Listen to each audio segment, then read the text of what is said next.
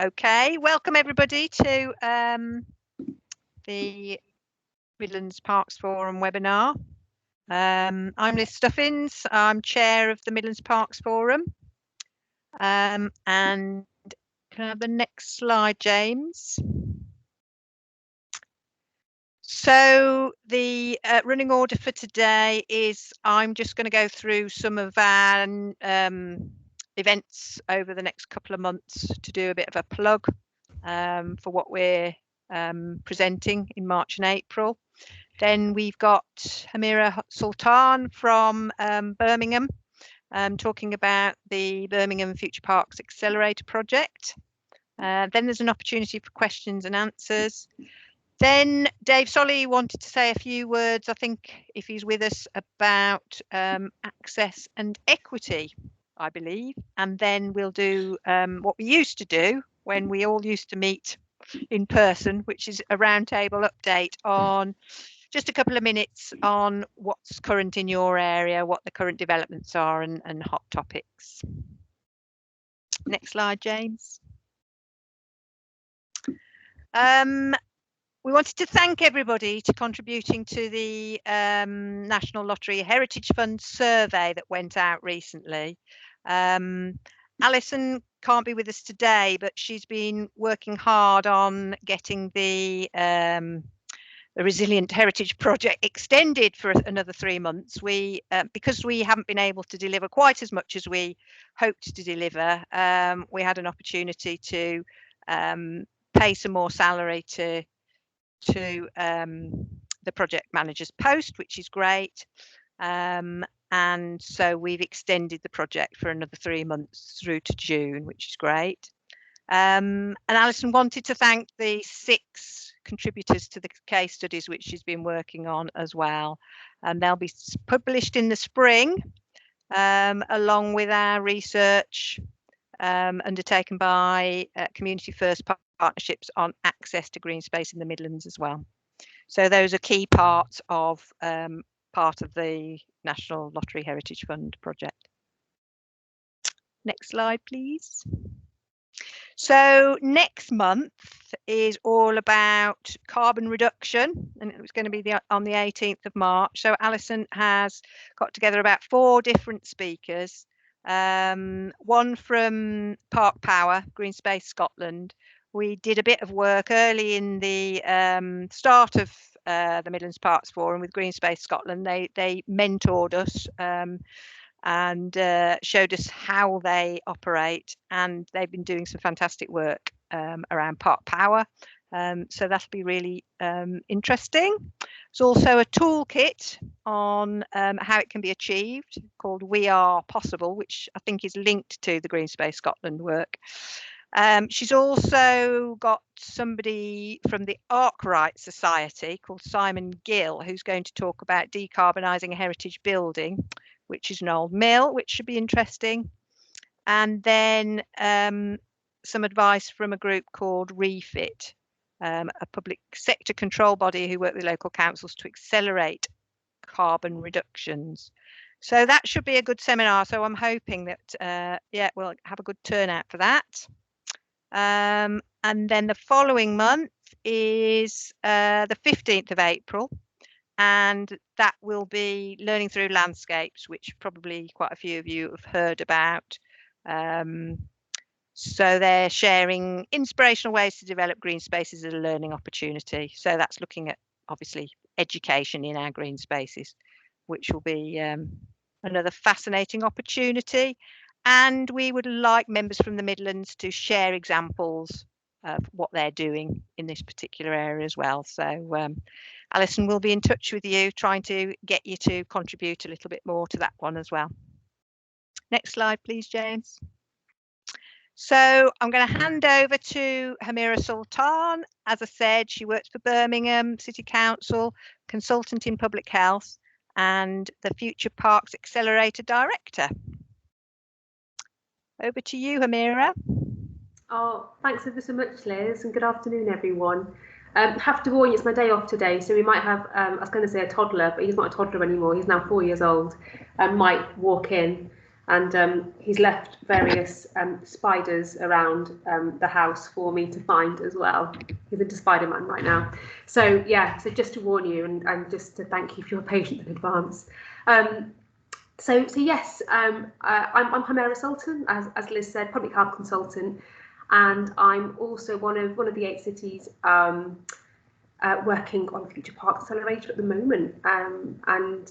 Actually, this has come at a really good time for us because we're also going to be talking at the APPG for Parks and Green Spaces on the 1st of March. So it'd be really great to get some feedback on this presentation because they've asked for something very similar around how we're responding to the PHE report. So can I have the next slide, please, Liz? Thank you. So I don't want to assume that everybody knows exactly what FPA is about. I'm sure you've all heard of it, and that it's been meant, and especially Ian, I know, because he's evaluating our programme. So I just want to give you a little bit of an overview of that and start to introduce. Well, I would imagine most people in this space are familiar with the term environmental justice, but I'd like to give our take on it and how it's developing in Birmingham, and very much as a result of FPA work. So I was asked to contribute to a report right at the beginning of FPA, which is kind of what this whole presentation is about, around improving access to green space, and PHE led on this. And when I contributed to it, it was really early days for us in the FPA programme, but it kind of set out our stall, really, in terms of what we hope to achieve. And the access issue is something that is huge for environmental justice, and I wanted to give you some initial feedback about some of the things that we've learned so far in our programme. And then I'm going to take you through kind of some of the things that we're actually going to be asking for and how we're going to approach that as well. And as Liz said, very happy to take any questions and answers. This won't take kind of 50 minutes of presentation. Well, it definitely shouldn't. So hopefully we should finish way before that. So next slide, please. I think we're still on.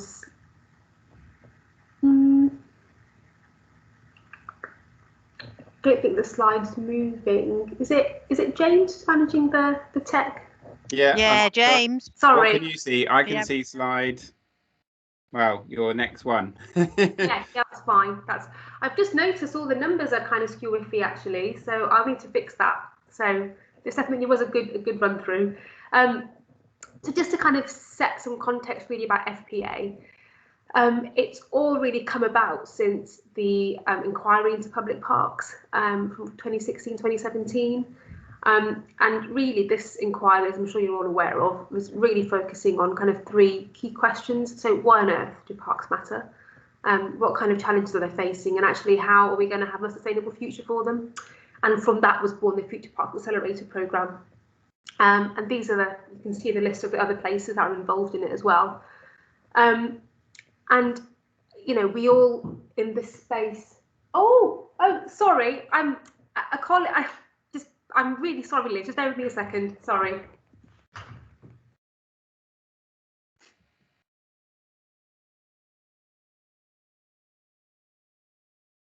Well, that's a first. Has she gone completely? Amazon drivers here, I think. Sorry, I've just had a bird box making kit hand delivered to me by a colleague, so we were waiting for this today. So yeah, sorry about that. Right, so we were talking. So hopefully that won't happen during the APPG on the 1st of March. So and I think one of the key things that we're finding now is, you know, parks often have had quite a. I mean, I'm quite new to the Parks and Green Space agenda, as Liz knows, and as Ian knows. I'm a public health consultant, but my sense of kind of how people viewed parks when I started doing this job, it was quite a deficit-based model. You know, there are these things that we have to look after, these things that we have to, you know, cut the grass on, and we have to spend budget on them. And really, what we've been doing through FPA and COVID-19, as awful as it is, has helped massively with this. and this refers to the bit on the slide at the bottom, is about transforming this whole view about kind of the need to maintain parks, and actually turn that completely on its head and talk about what actually how do we use them to really create value. And that's what we're doing in FPA at the moment. Okay, so the next slide, please.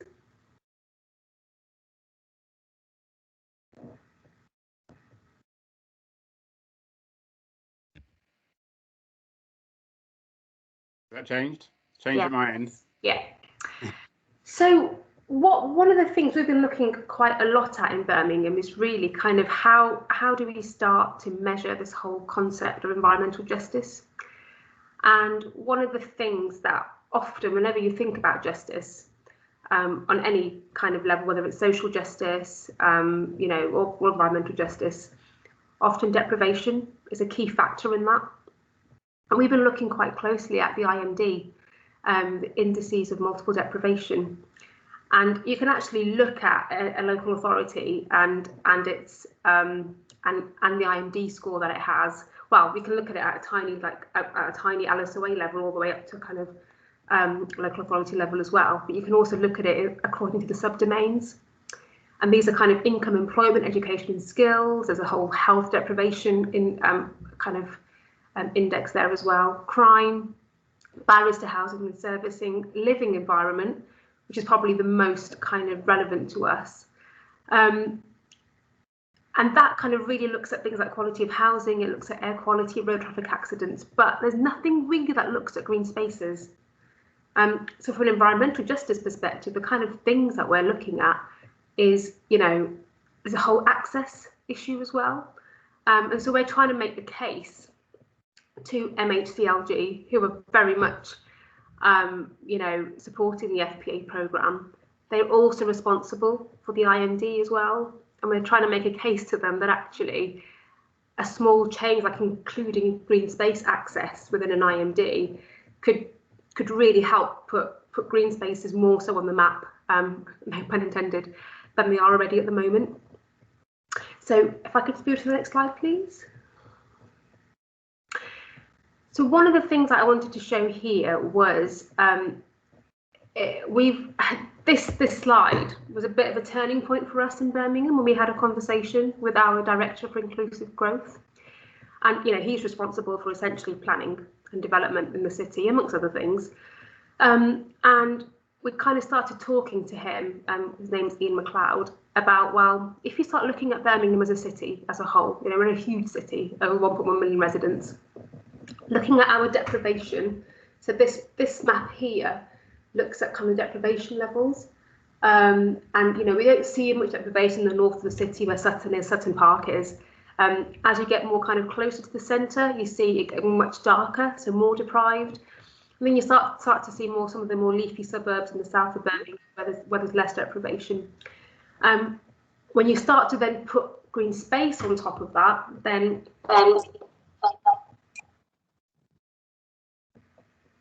I'll keep going. When you start to put green space on top of these maps, and you see that actually quite clearly there's an inverse relationship. Those areas where it's more deprivation, there's less green space. Not just about the quantity of green space, it's about the quality of it as well. But then when you also start to look at kind of where planned development is, you start to see kind of a story emerging. So kind of our SHLA, our Strategic Housing Land Allocation Assessment, it tends to be in those areas where already there's fewer POS, there's less POS. And actually the argument would be that, you know, if a place is more deprived, then actually having more public open space would be in its interest in order to be able to achieve the health and well-being outcomes that you want to get for that population. And this was a turning point for Ian, and he said, I've never seen it really like this before or thought about it in this way. So we've now got quite a good relationship with planning around kind of how we're going to start, I guess, taking this piece of work forward. Next slide, please. So this is in detail. This, you know, when you look at a very specific part of Birmingham, so, you know, in terms of for kind of planning purposes, you want to be looking at a very specific location. So this particular ward, Borsley and Highgate, when you look at the actual slides, so it's in one of our most deprived wards nationally in the first decile. The tree canopy cover is already way below the target that we want it to have. And we also, we're aiming for, 2 hectares per 1,000 population of public open space. We're at half that, just over 1. Now, the population obviously is going to grow in this area. And even if you were not to take any POS away, actually, by 2031, you would reduce that level of POS per 1,000 population down to half, which is, well, less than half, which is 0.42. And again, we're making the points again here that these are not the places that you want to be losing public open space, but obviously we also know that housing needs to be built as well in the city.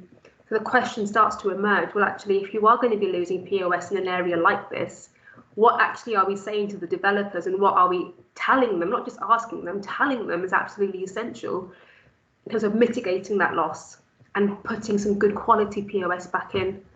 So that's kind of where the conversation is at the moment at the council. Next slide, please. So just kind of going with that, I just wanted to kind of really land those key points with you first before really going into the detail of the programme in FPA. But essentially, we are looking at, from an environmental justice perspective, it covers more than just planning. It covers more than just, where housing and development and so forth is. It's about employment, it's about education, it's about health and well-being as well. And that's why, as part of this particular programme, we're working with all these key areas to help them understand and value and embed the value of green space in their day-to-day business. And we're starting to see it happen. And a lot of that also is down to the fact that we've got the Commonwealth Games coming to Birmingham. So there's a huge amount of work going on around the Commonwealth Games legacy and sustainability arm of that, which FPA is completely embedded ourselves within. And some of the conversations that we're having now with the Commonwealth Games about funding and about leaving a really long-lasting, secure legacy around what green spaces can actually do for the city, that's turning into a really positive conversation as well. And yeah, I'll talk to you a little bit more about that when we get towards the end of the slides. Next slide, please. So this is a bit of a just slide to explain kind of environmental justice in a bit more detail. So as a public health consultant, I'm very aware of the fact that poor outcomes tend to cluster. So in an area that's deprived, you tend to see poorer health and well-being. You tend to see poorer educational outcomes, poorer access to good quality employment, but also the access to good quality green space is also an issue, and it's also less.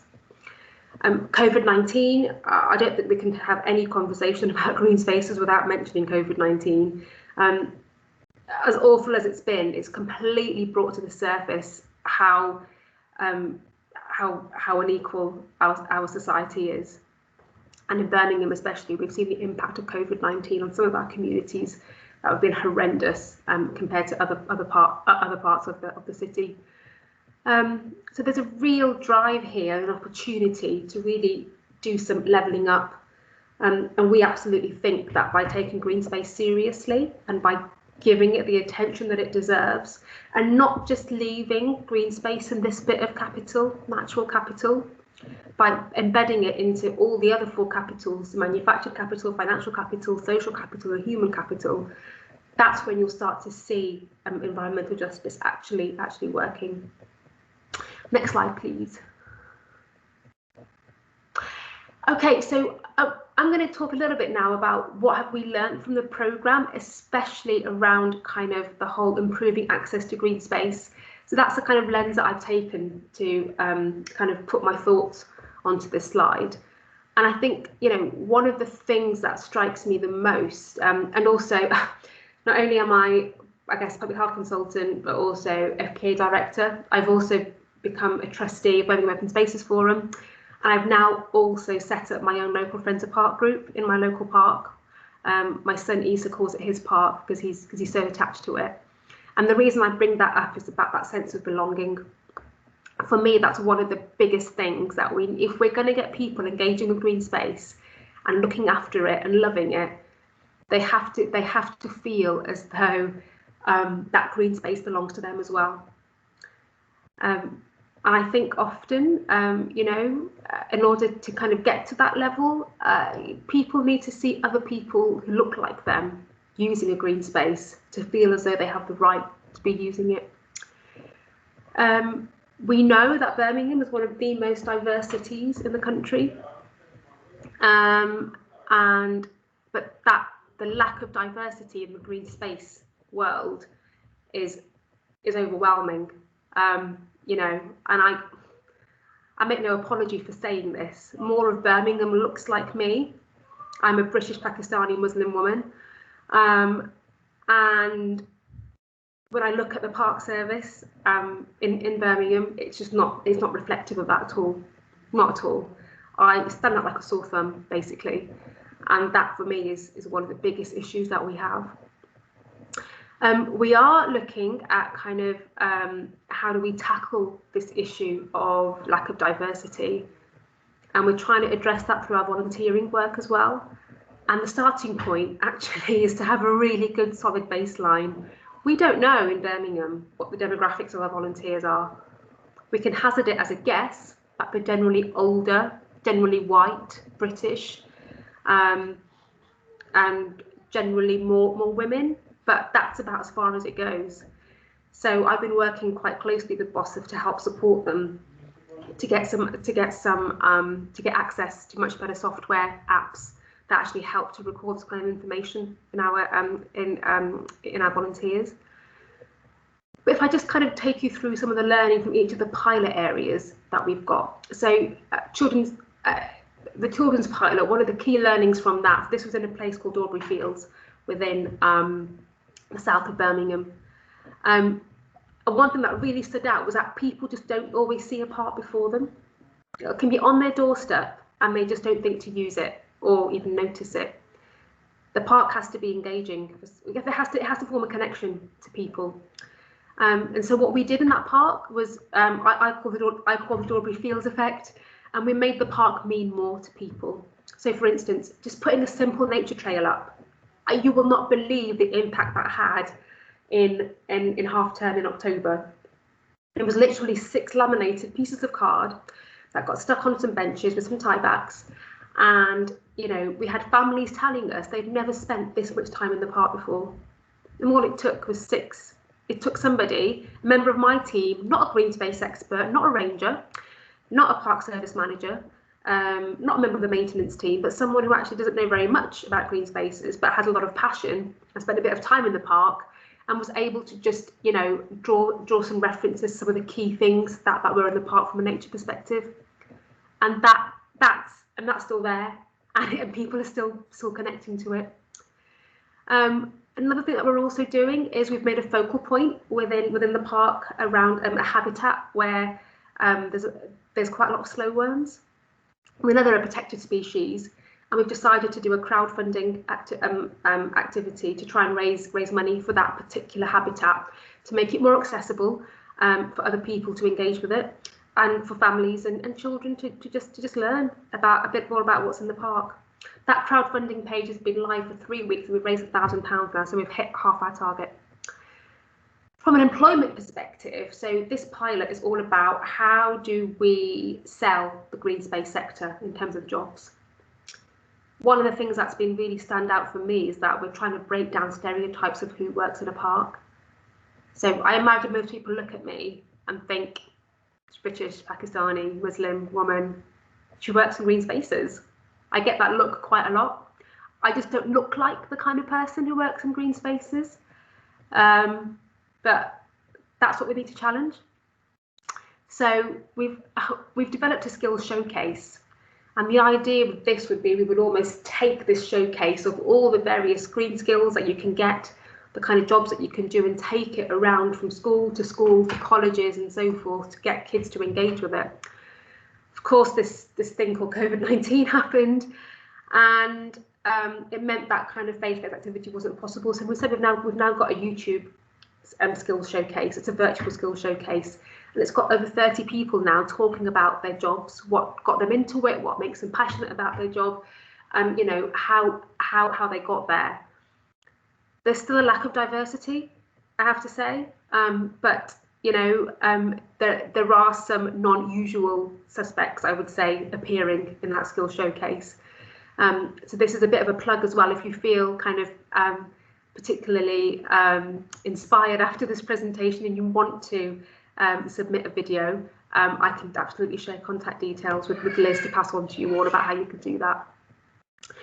Another thing that we've also done in Ward End Park, which is our pilot site for employment, is that we've just on the notice board kind of done a map of the park and listed all the jobs that are required to keep the park running. And again, that sparks some interest from local people about how they would act, you know, what that even means. Again, something really simple as just putting some information on a notice board has had that impact. From a health and wellbeing perspective, some of our key learning there was that, you know what, in terms of people using green spaces for their health and wellbeing, accessing those green spaces, people can be scared to leave their house if they've been isolated for a long time, especially during COVID. So the trick here has been to really support them slowly to get their confidence up. We've used Whitton Lakes as our health and wellbeing pilot here, and we've run virtual sessions to help connect people to nature who couldn't leave their house. So hearing birdsong, watching a video of the lakes or having a walk through, watching people do sensory walks. And those individuals who at the time were saying, we can't leave our house, we just can't see it ever happening, built up the confidence to then do that and actually go out and make their own videos. You know, we've really tried to empower the community to do it for themselves. So we've worked with local agencies like Tours Active Wellbeing Society, who are experts in sensory walks and things, and they've trained up local people to do it for themselves and to support other residents. And finally, the housing pilot. Some of the learning here again is that not everybody lives close to a park, so automatically distance gives you that barrier to access, but it doesn't have to be a park to be a green space. So think about where people live. I'm just looking outside of my window here, and there's a huge amount of grass verges just down my cul-de-sac. So one says park. We're so lucky. Literally is, and Liz knows this because she's been to my house. Is literally above, kind of just at the back of our garden. It's probably a 10-15 minute walk away for us, but for some people they don't have that privilege. So how do we make a green asset on their doorstep available to them? And that's through working with housing and development.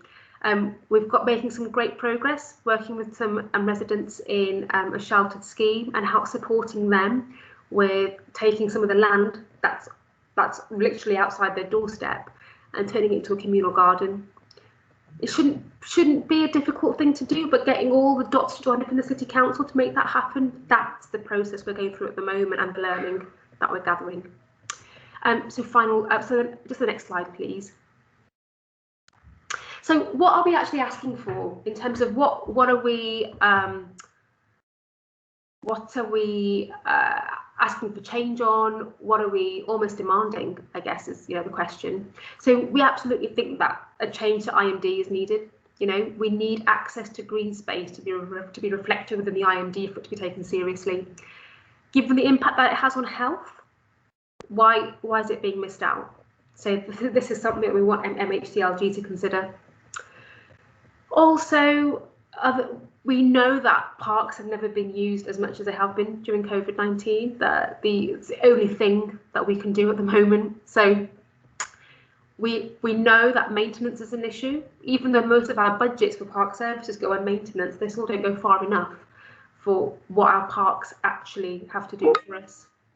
So, one of the things, our taglines in our programme is our parks have looked after you during COVID-19, so will you help look after them? We also need support for engagement. People need to be supported to access and use their green spaces. Not everyone has the confidence that I do or the resources to set up a Friends of Park group and help encourage people to make the most of it. So, and that support for engagement, it's time and it's money and it's people. There's also the other side to that as well, is providing activities, things like the nature trails. So we've done one in Dawbury Fields. Someone in my Friends of Park group has put up a nature trail which has revolutionised the park in a matter of 3 days. But that all needs someone to do it. It all needs someone to think of that and have the energy and the space and the time to make that happen.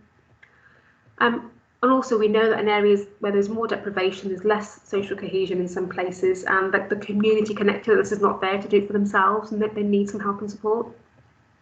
So what are we asking for? Investment. And it's not just in the maintenance, and it's not just to the park service, but other parts of the council, such as housing, employment, education, the health and well-being, public health. They all need extra support in terms of being able to make the most of green spaces. It's really tangible, the actual benefit that we're giving to these other departments, because the residents are saying really positive things about it. So we need the money to follow. Just a final slide, please. So how are we going to get to this point? All our asks, how are they going to be met? Well, it's all quite a long journey, I think, to be had, but now people are interested. You can't really kind of go from one media article to the next without there being something about green spaces. So we're going to the all-party parliamentary group on the 1st of March. Birmingham's been invited, so we'll be taking some of our learning and feedback there and requesting exactly what I've just asked here. We're also working with our senior team at National Trust and the Heritage Lottery Fund, who have got connections and links into cross-government departments. We're asking them to have these conversations as well, with the Department of Health, with MHCLG. We're looking at much broader sponsorship opportunities now as well. Before we didn't really think about sponsoring. Well, we've tried to sponsor parks in the past and it hasn't been that successful. So we're trying different ways of doing that now. And also, if we can secure some Commonwealth Games funding, we're looking to invest a significant amount of money into our Parks Foundation model, which will be through BOSIF, to use that as seed funding to generate, a lot more income to be able to do some of the stuff that I've just talked about. And that's it, I think, Liz. So I'd be really happy to take any questions if people have any or comments.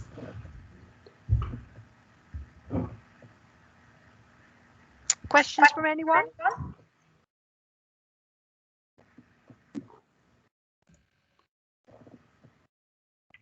Chris. A great talk, thank you. And I will be I'm actually on the APPG, so I will be there on March as well. So I know you are, and I know you will. So some of this is general comment, some of it is observation. I think what you've done there in Birmingham is brilliant. It actually encompasses what the whole of the UK is facing, to be honest, but just in one little area really. So stuff around environmental justice is really important. I think it'd be good to get the MPs talking about that and get that into their heads, because I don't think MPs get that yet. So I think it's a good opportunity to really draw that out. And the demographic thing, I think, is really important to start drawing through, because from my experience, that is direct link to quality. If your green space is poor quality, you will not get all of your communities using green space, because they just won't. I'm from Leicester, so I know some of the community in Leicester will not use the green space unless, especially single agent females, to pick on a group, unless that's really safe space, they won't use it. So they won't get the benefits out of it. So I think that's really important to pull through. My only comment is, and this is my latest campaign, is should there be a vision attached to it at the end of it? Well, what is that vision? To paint a picture for MPs, what the end game is, what is that vision that you'd like to see in Birmingham, that the reality that we all like to see. Really helpful, Chris. Yeah, I think that would be something that I'm learning all the time, as you always do. And I've dug deep into HS2 for my sins because I hate it. But the reason it keeps happening and is piling through is because they've been sold a vision. And we need to learn something from that, I think, as a sector, and push our vision as green space. And when I say ours, I mean the nation's vision, because I think it's across. You're quite right. It's across so many different sectors. So I think something around a vision would be useful there too. but great. I love it. I love it. Oh, thank you. You're doing a brilliant job, and it is going to support the sector going forward. And just to say, at a local level, we've got local councillors suddenly like, I'm being asked at every ward forum, Humera, can you come to this? Humera, can you come to that? And I was like, yeah, I can. You know, but it's wonderful. Like, I kind of liken it a little bit to, rather than gate crashing a party, to be invited and welcomed there, and almost being fought over slightly, you know. It's a good place to be. Funding is key, and yes, it's getting that message across that the investment is worth it, and that links through to the quality, the maintenance, and everything else that you spoke about. Yeah. But yeah, really Thank good you, presentation. Chris. That's really helpful. Thank you. James, do you want to come in next? Yeah, Humera, you said at the beginning about the kind of issue you got in terms of quantity of open space in Birmingham, and I suppose you're in quite an unusual situation in that, rather, and a good situation in rather accepting the amount you've got, you want to actually increase it. Whereas I know, for example, here in Nottingham, our standard is based on how much we've got, you know, which you could say is a bit short-sighted. But I guess our feeling is in a really urban environment, there's fairly few chances to increase that. So do you think you've got opportunities to actually increase the amount of space rather than just retain and protect what you've got? So there's two elements of that, James, and I think you're the same James who's been helping us with people counters, isn't it? Yeah. So really nice to meet you, James, and thank you. I think we're nearly there for people counters. Good. So every small step forward, it feels like a massive achievement. So there's one thing about just the amount of green space, and is that quality green space. So, and in some respects, actually, I think we, rather than have a poor quality green space that isn't really doing much, and, you know, as Chris was saying, people just don't want to use it, is an opportunity as part of development and through CIL, through Section 106, is to actually force developers to make a really good quality green space as part of that, even if it means losing some. I think we'd be willing to trade that off, because of the utility it could bring. I've talked to Liz about this so many times. We both actually met in Walsall Council, and I used to live in Walsall before I moved, before I kind of moved south of Birmingham, and we had this kind of, it was an old kind of mental health institution that was changed into a housing development. Like, we were surrounded by woodland. And, you know, but the houses, it was literally concrete next to concrete next to concrete. There were small little pocket parks, but you could never access them because there was a car blocking the gate, you know. And there was all this woodland, and there was like a single piece of signage saying, actually, you know, this is how you get to the Bluebell Wood. This is how you get down to the lake. And so the potential for utility there was huge, but just completely missed. So this is where the work with planning is happening. A lot of work with planning is about actually changing what the ask is of developers and embedding that somewhere so that they can't just, you know, get out of it. So I agree, you know, we haven't got space in Birmingham we've already got 591 parks and open spaces, so already we have a lot, but then we have a massive population as well, 1.1 million people. And I don't think we're ever going to get to the point where everybody lives within 5 minutes of a really good quality public open space. But the point about what is a public open space, what counts as green space, that's what we're trying to kind of turn a little bit as well. So good. I wish you luck with that. I mean, the number of planning applications I still see where, you know, there's a slither of green space out on a verge that they call public open space, and think they're going to get away with it is amazing still. It's quite the uphill struggle. We are working with highways now. They're starting to look into something called, well, I'm sure you guys have all heard of it and probably have got experience of it, but a license to cultivate, and trying to, rather than mow the life out of everything on a grass verge. You know, I remember in lockdown when we had the whole grass maintenance regime was so much lower over the summer because of COVID-19. It would take us like half an hour, 40 minutes to walk to the park, because Issa, then he was just nearly 3, would just stop and look at all the buttercups and, you know, the daisies, and just, you know, he'd just be completely amazed that all these flowers existed, you know, and he would just be looking at all of them, which was lovely. And then they all got mown down. But there's that element we're trying to work. But BCC, we're a massive local authority, so getting change, it's like turning the Titanic. I'm sure everyone thought about a local authority, but I definitely feel it more in Birmingham. So Sandal. Great. But Thank you. Ian, do you want to come in? Hello. Thanks, Amira. I just put my hand down now as well. Leave it on permanently all afternoon. I think it's really important. It is really, really important that we do look at this. We've known this since 2010. We've known since Urban Green Nation in 2010. There was somebody from Public Health England speaking at a LI event about 2 weeks ago, showing slides from from 2010, saying we need more research. We don't. We have the evidence base. It's just singularly government has failed to act on it. And there's a really important message to be got to the APPG, and I would subscribe to it entirely. That Chris asked what the vision is. The vision is that everybody should have access to quality green space and urban environments. It's that simple. That's the whole principle, isn't it? So I would urge on the side of caution about quantity standards as well. Yeah, no, I think there's a slight. To me, I would start with quality and accessibility in that sort of order, really. That anybody can have access to rubbish. You can have hectares of rubbish, but it's about having something within of a good quality, isn't it? Within a reasonable walking distance, however that is defined. Planners seem to struggle with that one, but I do think there's a really important point to get across to them that I think the change of IMD is really important.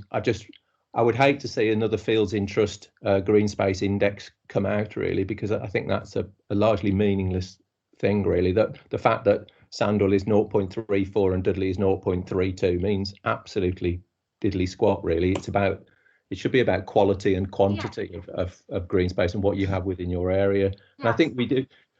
I think what it is, where the gap is the solid evidence base and then the policy to follow it up.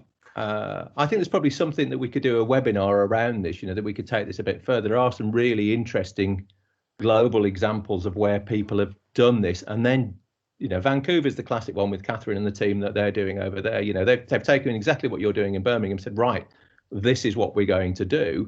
And that huge shift in then saying, actually, if we are serious about environmental and social justice, then we need to go to those areas that have the highest level of deprivation, the highest level of health issues, and the poorest quality of green space. And you just go there. I think that would be you invest in it and you sort it out. Yeah, absolutely. I think that's where the APPG need to get their head around, because that's what we need to do. I know it's a very simplistic way of looking at it, but to me, that would be the way to do it. So if there's anything you need in terms of evidence base for the APPG, I'll quite happily help with anything there is. But it does link into the stuff we're doing a little bit of in Midlands Parks Forum. Liz mentioned it in the sort of introduction. We're starting to look at, just from across the Midlands region, starting to combine a number of different things. So we're looking at IMD, we're looking at health data, we're looking at population, we're looking at quantity, quality, accessibility of green space, and the RSA Heritage Index and things like that, and seeing what you can do by putting all of those together and where that sort of shows in terms of where we, are there areas, but it needs to be a lot more fine-grained. I think that's the only danger. If you do things at a very local authority level, that's not sufficiently fine-grained, is it, to pull out the details, because you'd end up with Birmingham just being 6th, isn't it, or 7th, whatever it is, in terms of IMD deprivation. But there's pockets within Birmingham, aren't there, that need looking at. So brilliant. It's good to see. It's great to see it. Just wish more people were doing it. It's good. Any questions from anyone else? I think, Amira, one of the issues that has been flagged up previously is some of our members are from borough councils and probably haven't got much access to public health professionals. How do people go about getting access to the people that are really switched on to public health issues generally? I mean, there are a few networks. So there's Public Health England have got kind of like a Healthy Spaces group, Angela Hands in PHE. So John Newton is part of that group as well. So Liz, let me I'll give you some details after this. Let me make another. My to-do list is growing, Liz, since coming here. I'm joking. I'm joking. So, but let me, because I'm part of the issue right now as well. Health and drowning in COVID-19 right now. I keep saying that green space is part of the COVID-19 response, but a lot of people just cannot see beyond that. We need to stem the infection rate, and we need to, and which is absolutely right. You know, we need to stop people catching COVID-19. But when you actually look at the figures, obviously it's a horrific number of people. You know, we've got millions infected, and over 100,000 deaths. But the impact of COVID-19 is being felt whether you've had COVID-19 or not. And that's the whole mental well-being agenda, the employment or lack of employment agenda, and so forth. So, I mean, but borough councils they should have access to their director of public health as well, because they'll have a cabinet member for health and well-being or something along those lines. And so, I would say to keep persisting. Really, I think I'm in a very unique position that I'm a public health consultant and also leading this programme. It's no other place has done this, and no other public health consultant that I know recognises the job that I do. But I absolutely love it, and I have absolutely I feel like blossomed in this job. Have been able to give this so much time and attention, and have this to look after. It feels like a real privilege, actually.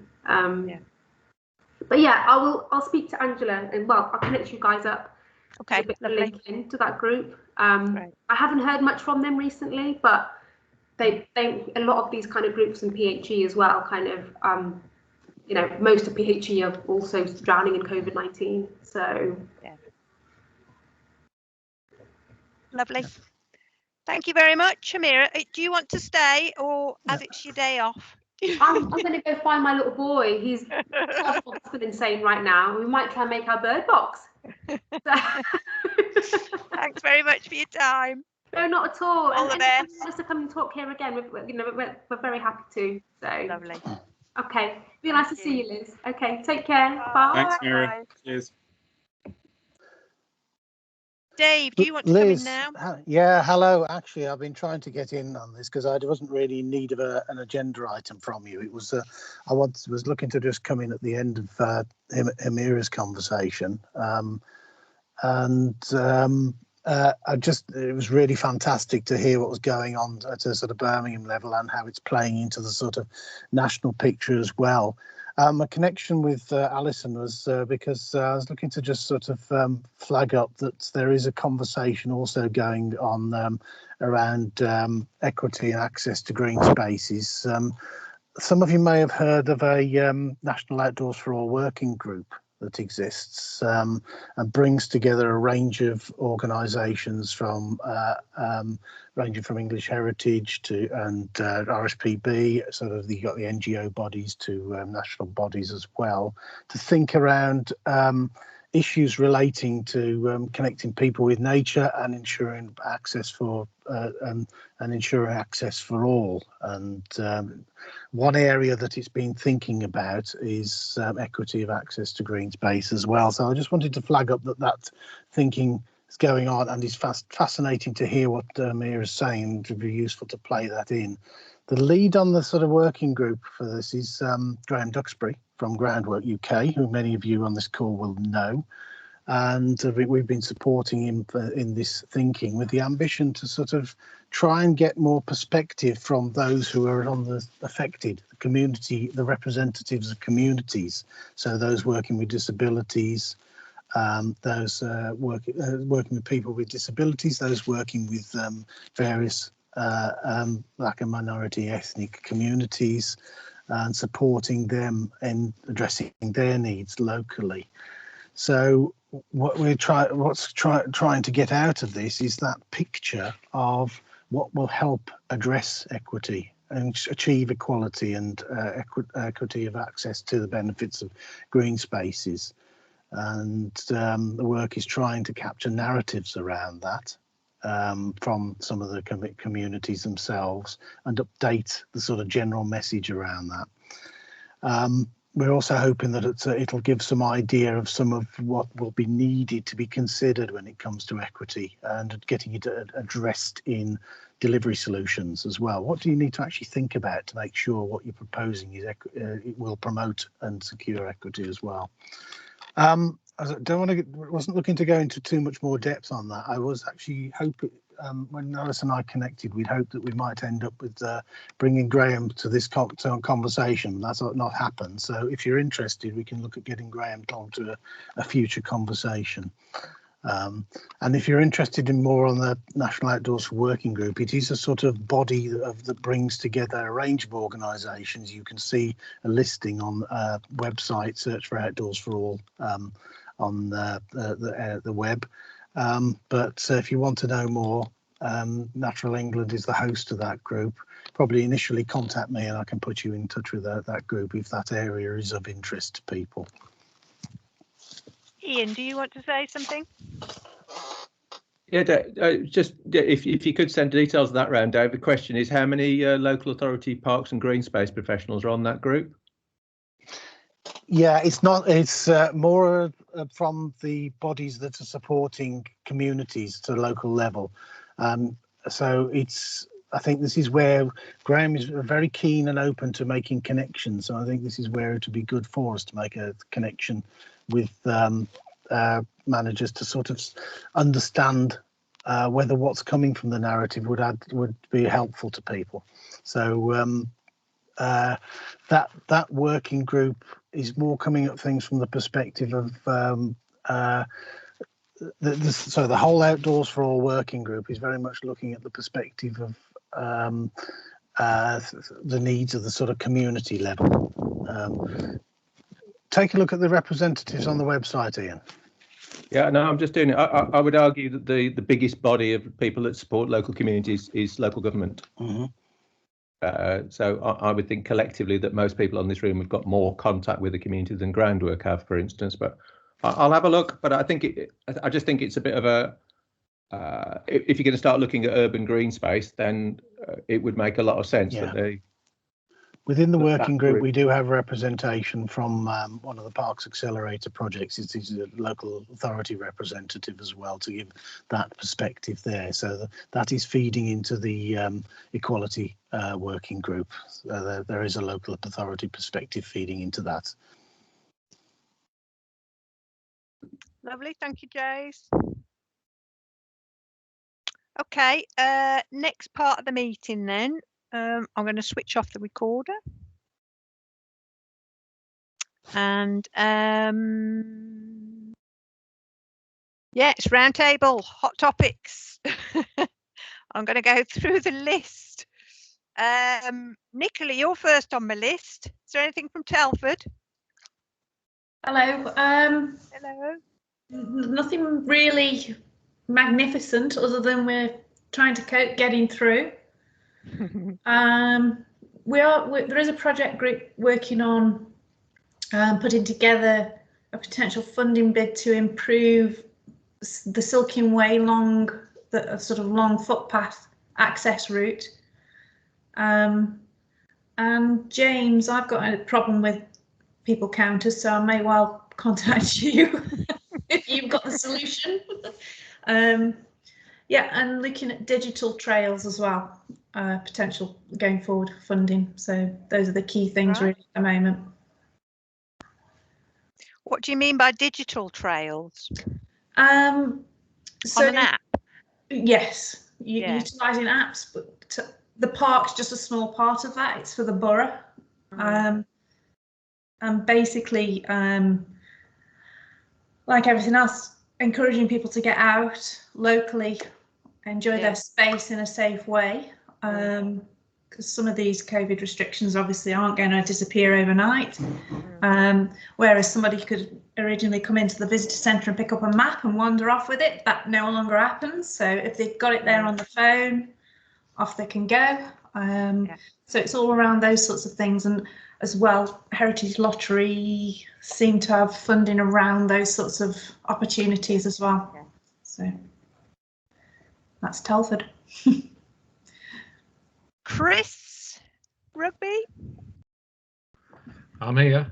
updates. Have you been working in rugby recently?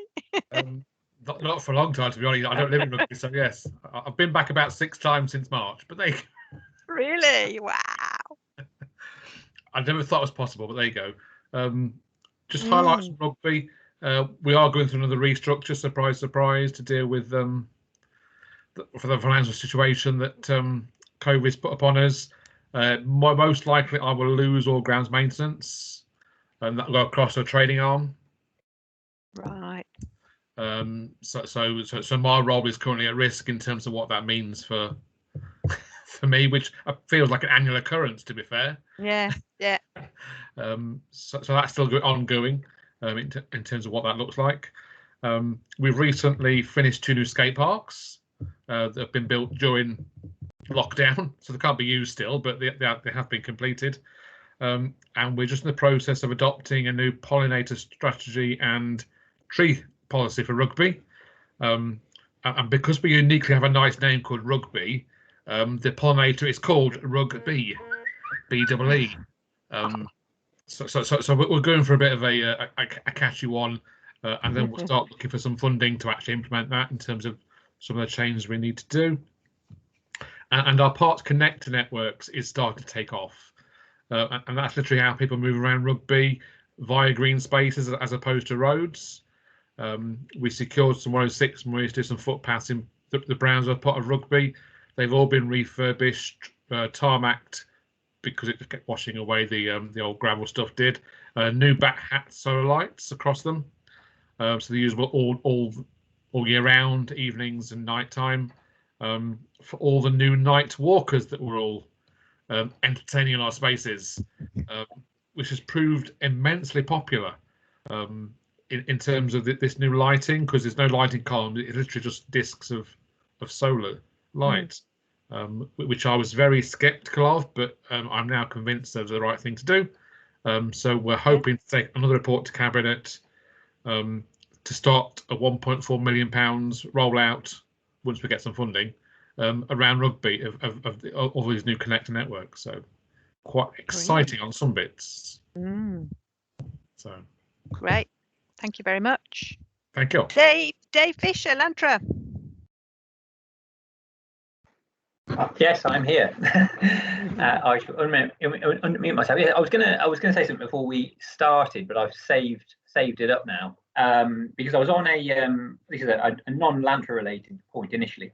I was on a call this morning with ADAS that had been kind of arranged in conjunction with the Amenity Forum about IPM, or integrated weed management, and they're looking to do a bit of a campaign or planning towards how best to update people and educate people on obviously integrated techniques. And I did say this would be a good platform to share the news or share certain aspects of it. Mike Hinton was involved with the meeting this morning as well, and obviously so Mike was talking up what we've done broadly as the West Midlands Parks Forum before the Parks Forum. So yes, I think hopefully some information might come that way, but kind of thinking about ways and means of getting the word out. So as I said, it was done in conjunction with Amenity Forums. Obviously they've got good roots into kind of users as well as thinking about local authorities. So there's that. That was in the forefront of my mind, having done that this morning. But generally, I mean, as I've said before, these meetings, Lantra, we've continued obviously to do what we can, COVID allowing, in training of users in landscape and amenity areas. Some of those things we've managed to get at least knowledge aspects onto e-learning, so made the best of e-learning where we can. But otherwise, I suppose we've been fortunate in a way that a good number of the things that we would do has been able to get dispensation from being safety critical in the use of machinery. So I think there's plenty of training still been going on. What we found, I suppose, it's been more restricted numbers and maybe one-to-one training, one-to-one assessment. So we've kind of been doing similar numbers of courses, but just less people, I would say. So obviously, like everybody else, we're hoping that shortly things will return to some sense of normality, and we'll be able to get back to training larger groups of people again, and people coming from different areas and not having to run them, say just at your local area. But yeah, so hopefully, again, say we'll keep you posted on anything new, and so you continue to keep my ears open for anything that people might say that they might want in training as well. Lovely, thank you. Lynn Hammond, Lichfield. Hello. Yeah. Right, unfortunately, one of the biggest things I keep getting sucked into at the moment is dealing with an events and festivals policy, which members have wanted in place for a number of years, and obviously it's now been developed, and obviously we've got COVID, so I getting involved a lot in events, which obviously they're raring to go, but with COVID restrictions, it's very tricky, and it's trying to tiptoe around them. So to say that yes, we want to boost the economy, but we need to do it safely. So that's taking up an awful lot of time at the moment. I get quite a lot of complaints about the skate park because it was very hazy, a bit grey about whether to close them off or not, and it was a bit difficult to get support from the police at first because of it being so grey. But yeah, so I've threatened to fill it with sand, but at the moment we're hoping it can open next week. But yeah, again, awful lot of complaints. All the kids that want to use it, and the parents of those kids want to use it for their daily exercise, but then obviously the concerned people that there's obviously the youth all gathering. So did start working on a HS2 application for the community grant to get some regarding community engagement into parks, we got based on health and well-being. But unfortunately, we had a new member of staff to deal with projects for us, but because they were new, they were taken off and they're doing nothing but COVID at the moment. So the person that was working with it has obviously been taken off and doing COVID. So that's another one on hold. But during the lockdown and that, we've delivered quite a few projects. We've delivered new play areas, some outdoor gyms in antisocial behaviour areas. We've also installed an outdoor gym specifically for active ageing, which this was before COVID, because Lichfield has got a very high population of elderly people. A lot of people retire to Lichfield. So we had an outdoor gym built specifically for the elderly. And it says a lot of things that social services, so the local hospital, the rehabilitation unit are quite impressed, and they do refer some of their patients there. But at the moment, obviously, it's out of use again, which is unfortunate because the compound, the supplier, we were looking to do a big launch because we were the only one in the country. But obviously, that's when COVID hit, and the elderly are the most vulnerable, so we couldn't encourage them all out for a big opening. So that'll have to come. And also dog exercise area, which has it's become very, very popular. But you get one or two that don't like it and think the taxpayers' money should be spent on other things, but it wasn't taxpayers' money. So, but no, it's been a nice, interesting variety of things that we've been doing in Lichfield. So, Great. doing well. Thank you. Ian, do you want to say anything about CFP? Oh, very quickly, if I may. Yes. Yeah. Can you hear me? Okay. Yeah, we've as you excuse me mentioned in the outset, we just finished the evaluation of the resilient heritage work to date, and that's shown what a great success it is. So to all the hard work that Alison and everybody else has put in terms of going well above and beyond a lot of the targets that were set, and some of the key learning that's come out through COVID, obviously, that things like not being able to do events, therefore you haven't got the funding that you would have had through the sponsorship side of things, so having to repackage the sort of future business planning. So that's been really useful. As I mentioned earlier, we just started in the past couple of weeks really looking at that sort of research of bringing different data sets together. So that's good.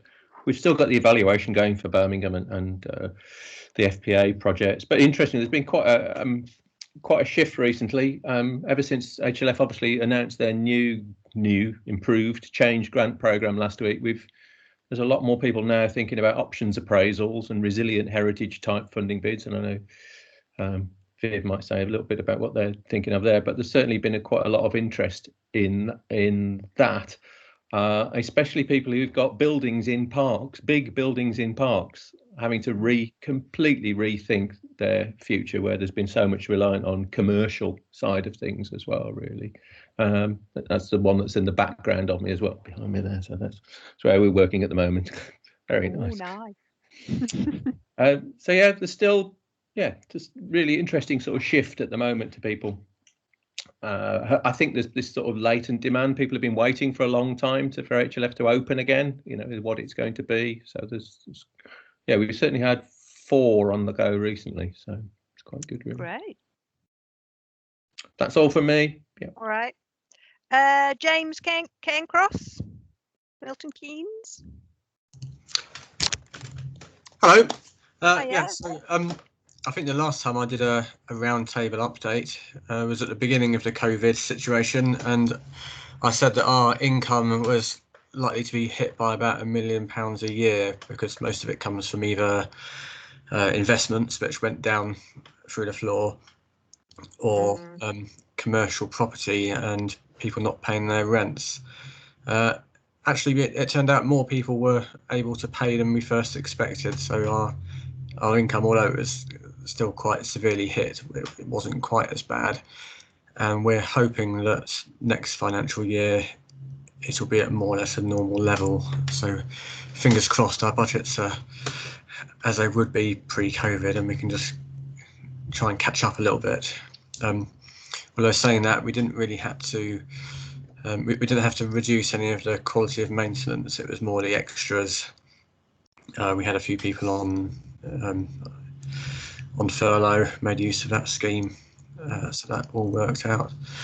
Project-wise, we've got a big construction project at Willen Lake to build a new water sports centre with a cafe built in it. So that's a much-needed bit of amenity on that site. And we're part way through a HLF project at Great Linford Manor Park, which is an 18th century design landscape right in the middle of Milton Keynes, not the sort of thing you'd expect to find.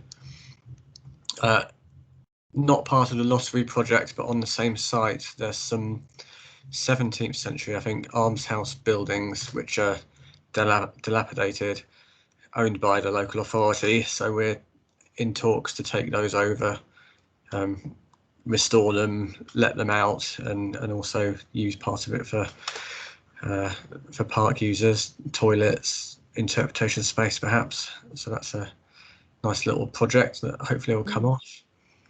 We had some good news on our VAT situation. Since we were set up in the early 90s, we've always had to pay VAT, and last few years, since the VAT rate has been 20%, we've had to pay an effective rate of 15% on all our operations. So not only do we not take taxpayers' money, but we have been paying into the exchequer every time we maintain something. But that's now changed, and we can reclaim almost all of that on our maintenance. So that's a big thing for us. Irritatingly, it does mean that we now have to pay full VAT on the lottery granted project because that doesn't come under that umbrella. So we've now lost money on that. But overall, we're ahead. I do have a question just for everybody. I don't know if people want to type something into the chat if they know anything about this. We've been asked about a plastics policy for the trust. I think probably the focus is on single use. That seems to be the fashion. But someone's asking about geotechnical plastics and if we have a policy to not use those. So things like teram under the ground or mesh that you might use to retain gravel or that sort of thing. So I was wondering if anybody else has had any sort of pressure from the public to not use plastic geotechnicals, or if that's included as part of a policy. And then last little thing just to mention is that Chris was talking about his bat hats and the solar lights, and he was able to recommend that to us yesterday. I've got a couple of samples come through this morning, which are now in my garden, so I'm waiting to see if those charge up and look any good. But they could be getting another order off us if that works out. Great stuff. So that's it from me. Lovely. James Diamond, Nottingham. Yes, so a couple of main, as usual, as Chris said, restructuring here. We've just put forward a saving of 265,000 from the public realm service as part of a restructure. which includes one post out of the management team that I sit in, and then a few other posts, including some frontline street scene. Oh, you've just started recording, by the way, Liz. Not sure why. So it says, so my team says anyway.